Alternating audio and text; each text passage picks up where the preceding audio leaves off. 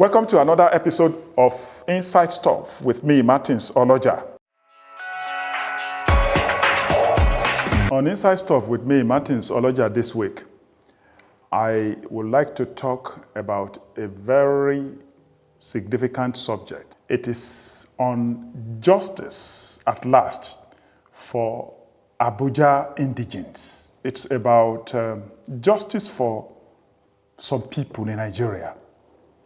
You know, our Federal Capital Territory, which we call Abuja, is 47 years old. But not many people will remember that there are some original inhabitants of the 8,000 square meter. The good news this week is that for the first time in the history of the Federal Capital Territory, the territory has got a representative in the federal cabinet. It's a long-drawn war, history. How did it happen? President Bola Ahmed Tinubu has nominated an indigene of the Federal Capital Territory, Abuja, to be a minister in the cabinet of the Federation. And his name is Zephaniah G. Salo.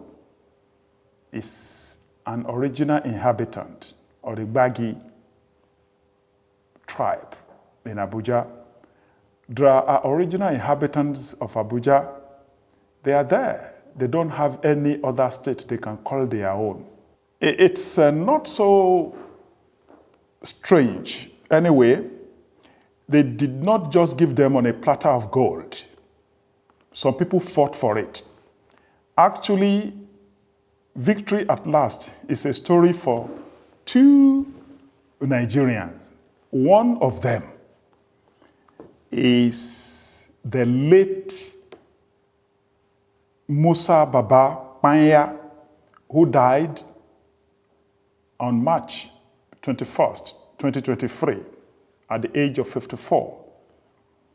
Musa Baba Panya, a lawyer who alone, as an indigene of the Federal Capital Territory, fought the Buhari administration to a standstill, and he got justice in the Court of Appeal on January 15, 2018.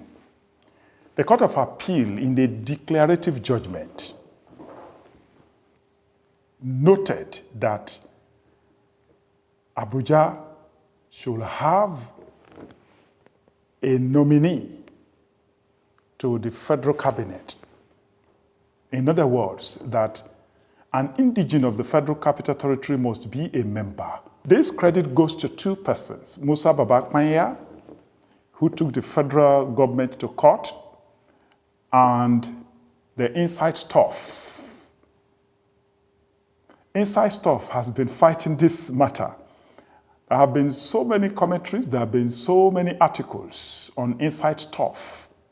No other columnist, no other writer has mentioned this matter, for written so many articles for so many years on the rights of the citizens of Abuja.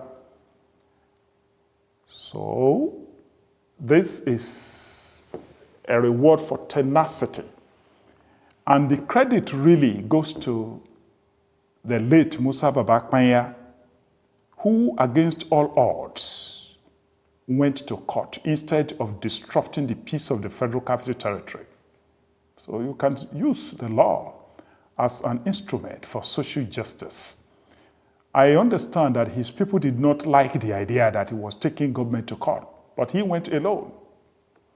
He achieved that one in 2018 before he died. So I wrote a tribute, you will recall, on justice at last for Abuja indigens in 2018. And when he died, I also wrote a tribute on this same man who achieved justice for his people, a great man. He should be nominated for a special award for fighting this cause without spilling blood, used the law. He went to court and he got justice. Though President Buhari did not respect the court order, that judgment. But we give this credit to President Tinubu for obeying a court order of 2018 by nominating the first person to represent Abuja in the federal cabinet. I think this is good news for democracy. It's good news for the minority. It's good news for the vulnerable people in this country. That if you fight, if you are persistent, you can get justice. You don't need to break down walls. You don't need to break down anything. Just go to court to ask for your right. And it is still the last hope of the common man. I'd like to end today's episode with a word on marble, which is actually a title from an author, Robin Sharma, the monk who sold his Ferrari. It is a title of that book, Who Will Cry for You When You Die? Now, when Musa Babakanya died, a lot of people cried for him because of what he did for his people. I want our political leaders to think about this question. Who will die for you? Who will cry for you when you die? Until next time, bye.